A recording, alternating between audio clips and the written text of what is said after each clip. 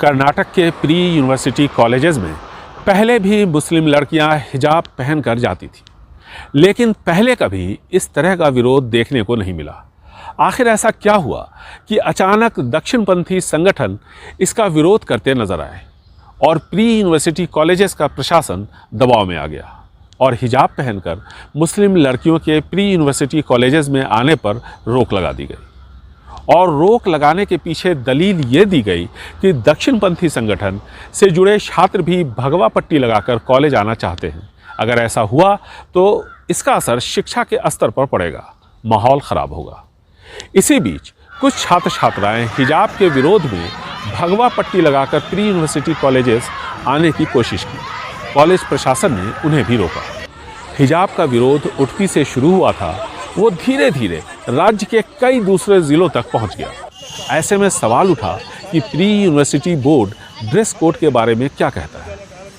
Karnataka high court में हिजाब के पक्ष में दायर याचिका पर मुस्लिम लड़कियों का पक्ष रखने वाले वकील एम ताहिर का दावा है कि गाइडलाइंस में हिजाब पर रोक नहीं है। That says the guideline 2021 and 22. The chapter 6 of the guideline clearly says that there is a no uniform code in Karnataka in PU colleges, and they also said that there is, in spite of that, some colleges used to enforce students for the uniform code, and whenever such things are there, so there should be strict action has to be taken against those colleges. This the rule says. तो फिर हिजाब पहनने पर दक्षिणपंथी संगठन विरोध क्यों कर रहे हैं? विरोध भी कुछ इस तरह कि बीजेपी के वरिष्ठ नेता और मौजूदा विधायक बसवन गौर पाटिल यत्नाल ने तो ये कहते हुए आग में घी डाल दिया कि जिन्हें हिजाब पहनकर क्लास में आना पसंद है वो पाकिस्तान चले जाए।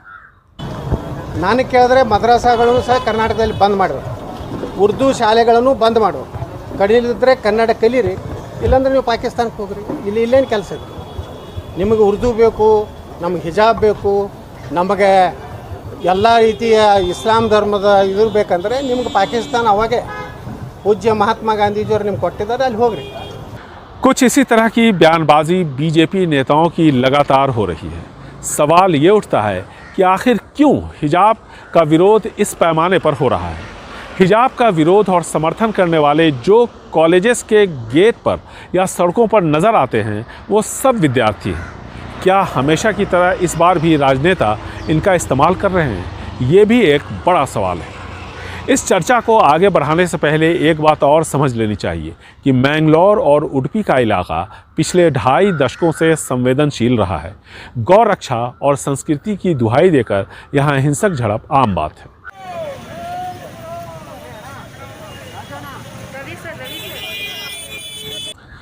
हाल ही में कर्नाटक में पंचायत चुनाव हुए थे। सांप्रदायिक तौर पर संवेदनशील इस इलाके में मुसलमानों के हितों की बात करने वाली पार्टी एसडीपीआई के समर्थन वाले तकरीबन 280 के आसपास उम्मीदवार जीते, जबकि पहले यह संख्या 68 थी। साफ है कि एनआरसी सीएए की वजह से सांप्रदायिक ध्रुवीकरण का फ़ायदा एसडीपीआई को मिला, लेकिन नुकसान कांग्रेस का हुआ। यानी कांग्रेस भी निराश और अपने घर में एसडीपीआई के बढ़ते प्रभाव से बीजेपी का भड़कना स्वाभाविक है। ऐसे में हिजाब का विरोध और समर्थन बीजेपी और कांग्रेस दोनों के लिए फ़ायदेमंद है। तो एसडीपीआई को लगता है कि उनका जनाधार मजबूत होगा। इन तीनों के चक्कर में उलझ गए छात्र।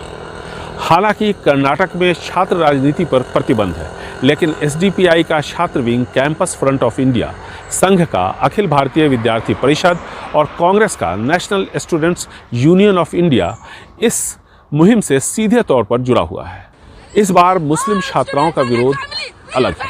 ये संगठित तरीके से विरोध कर रहे हैं। ये भी पहली बार दिख रहा है। दोनों तरफ छात्रों की बयानबाजी काफ़ी सधी हुई है। कहते हैं कि सीएए और एनआरसी के समर्थन और विरोध में लंबे समय तक चले धरना प्रदर्शन ने विरोध के तरीकों में दोनों तरफ पैनापन लाया। बड़ी संख्या में छात्र नेता तैयार हुए। संतुलित नारे और दायरे में रहकर प्रदर्शन का तौर तरीका इन्होंने सीख लिया।